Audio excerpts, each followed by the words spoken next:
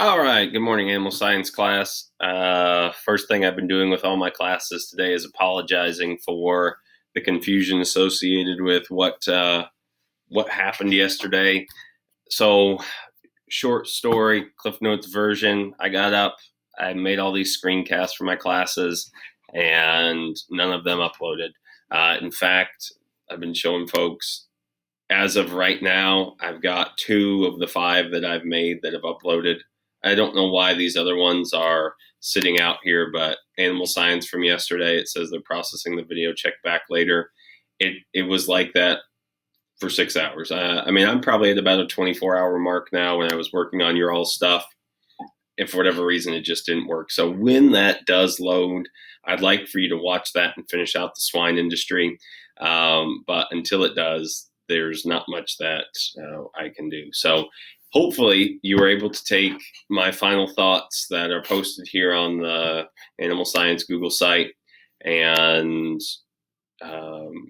wrap up the swine unit and then do that worksheet. And I'll go through and read those today. Tomorrow, or I'll add our assignment for today on here, which is going to be an introduction to the sheep industry, and then we'll kind of move forward with that.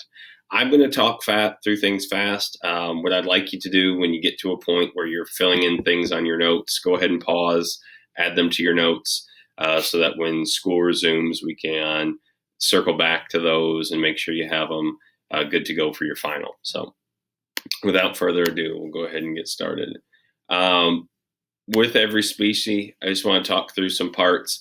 A lot of the parts on sheep are the same as cattle, so not a whole lot different. A couple to point out, the poll is pretty important when we talk about sheep because that is the term that we're going to reference as to whether or not those animals have horns or not. And there are some breeds that are separated by their designation, if that they have horns or if they don't. And if they have horns, we call them horned, and if they don't, then we call them polled. And that's true of the Hereford cattle. I don't know if that I made mention of that, but polled meaning they don't have horns. The rib area on a sheep is called the rack, so that's across the back here. The dock is where the tail would have been. We'll talk about why sheep don't have tails today. And then this chest area here, we may refer to it verbally as the brisket. Brisket's typically a cattle term. We call it the breast. So those are the big differences.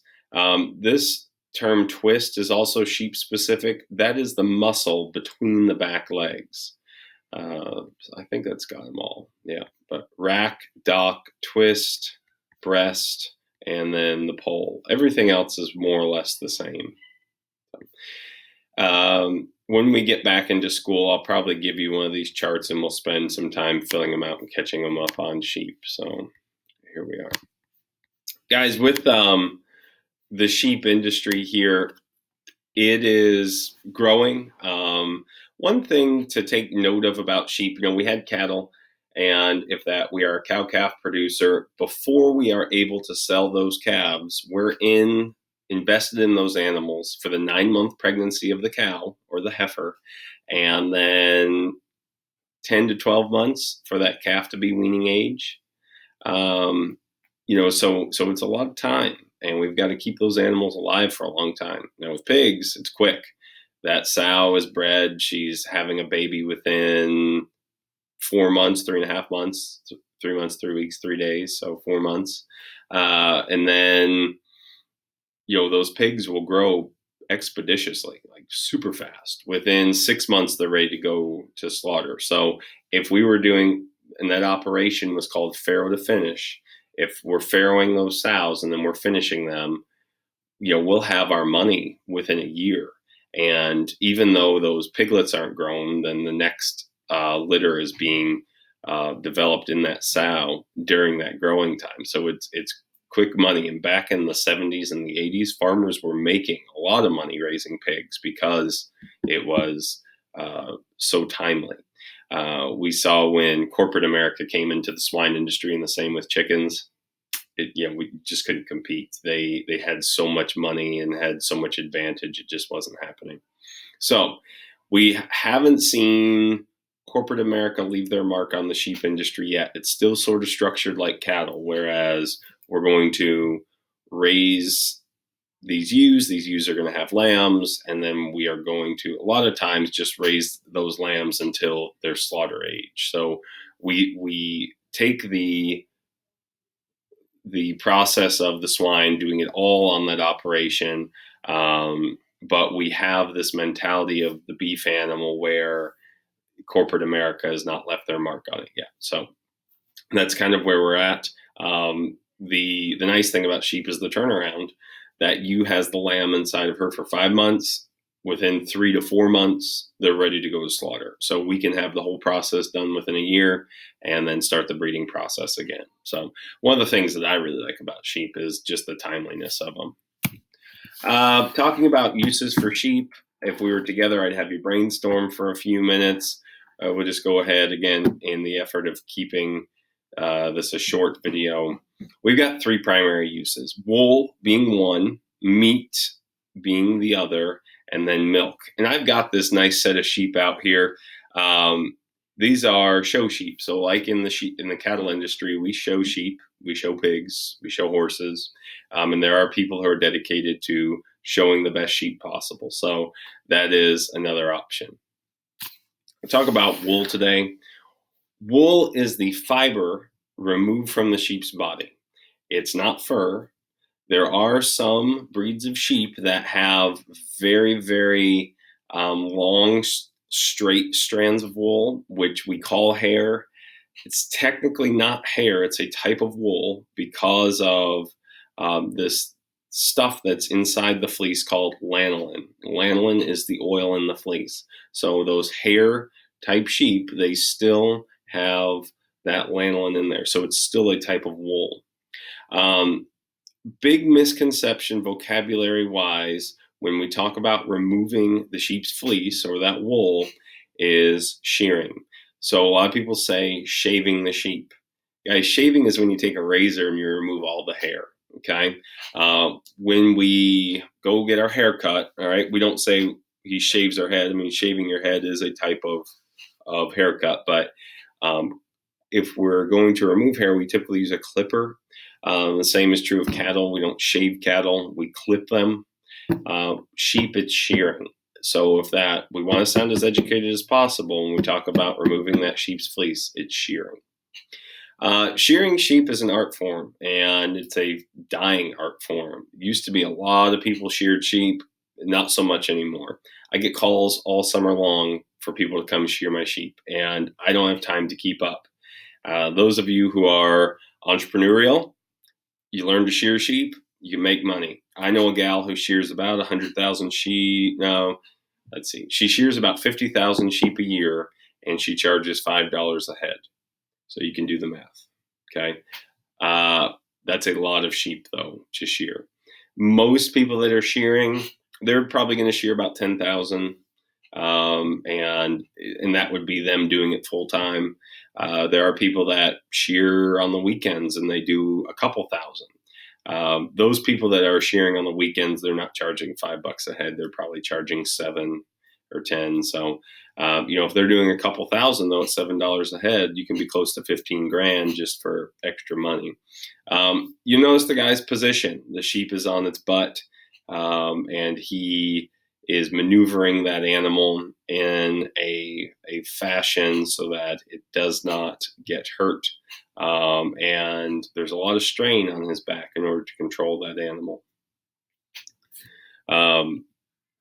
Sheep shearing used to be done with what they call blade shears, or these big scissors.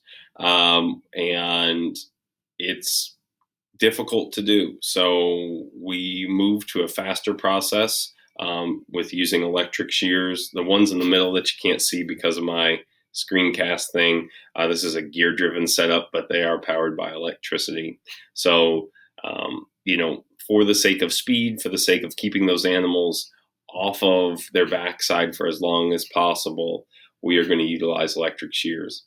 I am going to queue up a video that I want you all to see in regards to shearing. We'll talk about wool, and then that'll be it for today. So give me just a second here.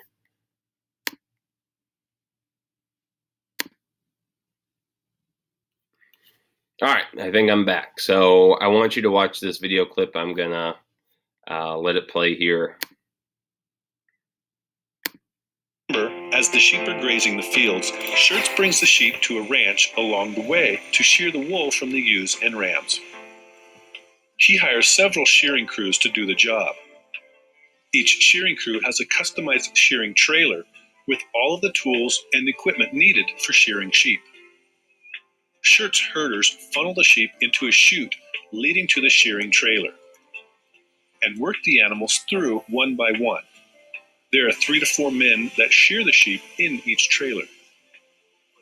John Balderson of Council has been shearing sheep for over 30 years. He explains how shearing is done.